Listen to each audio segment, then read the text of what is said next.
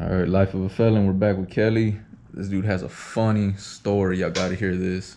It's about a friend of ours that we know personally. I just heard about this story today, so I thought we would share it with y'all. Go ahead and let them know. All right, guys. Well, it's good to see y'all again. Coming at y'all with a little bit of a story, man. This is one of those. The world is really that small, man. So, once upon a time, I came from another city and I moved over here. When I moved over here, I was pretty determined, right? Coming out of TDC, I said, you know what? I'm gonna make a life for myself. Got me a little house. There's something going on with the family, making some things happen over here. And shortcomings came through and I ended up getting locked back up, right? Now, luckily, I was married at the time, so as I'm locked up, I had my wife regularly going and checking on our home that we're not living in because now she's living with the kids somewhere else. And as she goes, she comes to inform me that, hey, babe, talking on the phone. She says, babe, there's a bunch of people partying in your house. I said, oh, really? She said, yeah, some fat white woman, some couple guys that used to work for you, some skinny white guy, and some weird Indian. I'm like, okay, an Indian. I was like, no, a white guy, Mexican guy, or any of these things kind of fit in, but an Indian kind of stood out to me. So I'm like, okay, well, babe, what did the Indian look like? She said, babe, we kind of had like a scar, and he talked kind of funny. He was like, it seemed like he was really fucked up. And I was like, oh, okay, I think I know exactly what you're talking about. She says, how do you know, babe? Believe me, babe, once you meet, right, when you see him, you're going to recognize when you see him again. She says, yeah. So, lo and behold, do my little stretch, and I'm at a safe pee.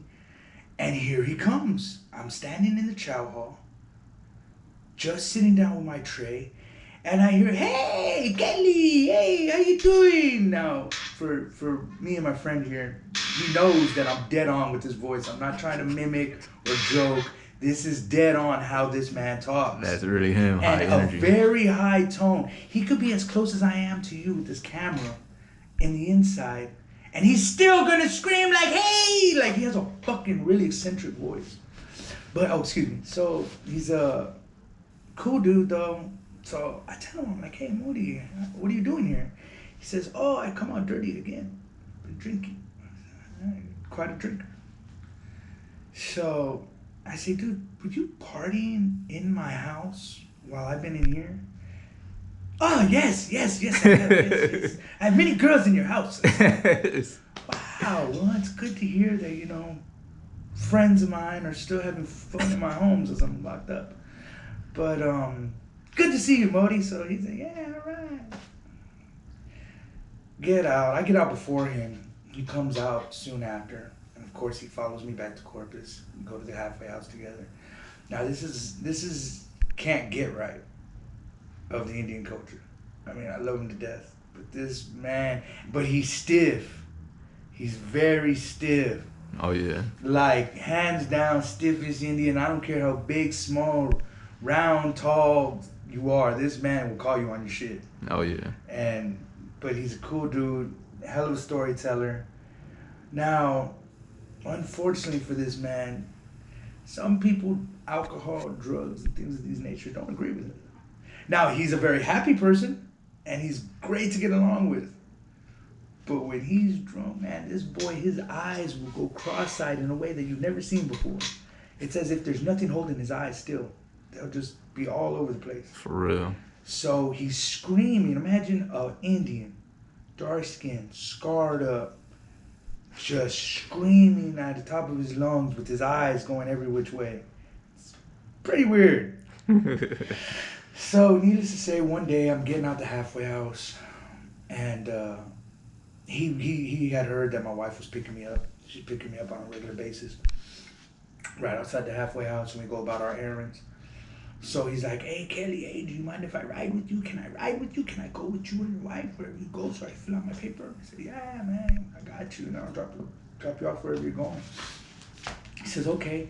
Now, I go into the first joint first, or the first place to fill out my paperwork first. Once I come out, I'm waiting for him to come out. But I'd never seen him. Like, I got out the car, And I assumed he was right behind me. I go in, get the paper sign, turn around. I haven't seen this cat. So I'm like, man, where'd he go? I walk out, I look to the car. My chick's just sitting there in the car. I'm like, hey, babe, did that fool come out? She's like, what, your Indian friend? I was like, yeah, my Indian friend. Did he come back out? She's like, babe, he never even went in. I was like, where'd he go? I see Modi stumbling through the parking lot screaming. Just complete. And this is a span of, I swear to God, about 10 minutes. About 10 minutes it took me inside. This man was belligerent drunk, couldn't walk, screaming, swinging some plastic bag full of beers. And I'm like, my wife's like, babe, if you don't get in this car and leave right now, I'm leaving you with him. I was like, shit, fuck that. I got in the car and left. I bounced out because, man, he was tripping. I mean, this dude, like imagine the worst drunk chick you've seen at a party. Like, just pissed on the floor, fucking dress tucked into her panties, just all the way out there. That's Modi on a daily. Like, he's good fun, though, and he's a good sport about it. But, that is a little testimony about my boy Modi, man. Man, one story I heard about Modi, when he was coming back, man, he was always, you know, alcohol is his choice, and this dude he's always drinking, you know what I mean? So, oh boy, he got back, and I guess somebody caught him drinking or something. They pulled this dude in, and they're like, "Did you drink today?"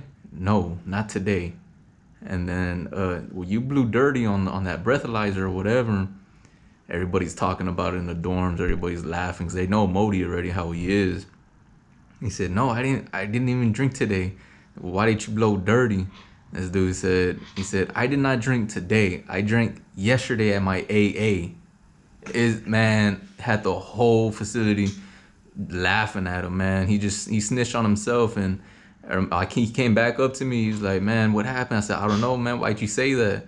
Boy started telling me that I didn't even drink today though. I blew clean yesterday, and I drank yesterday at my AA. All right, guys. I'm gonna have to pause for a second. I got somebody at the door. Thank you very much.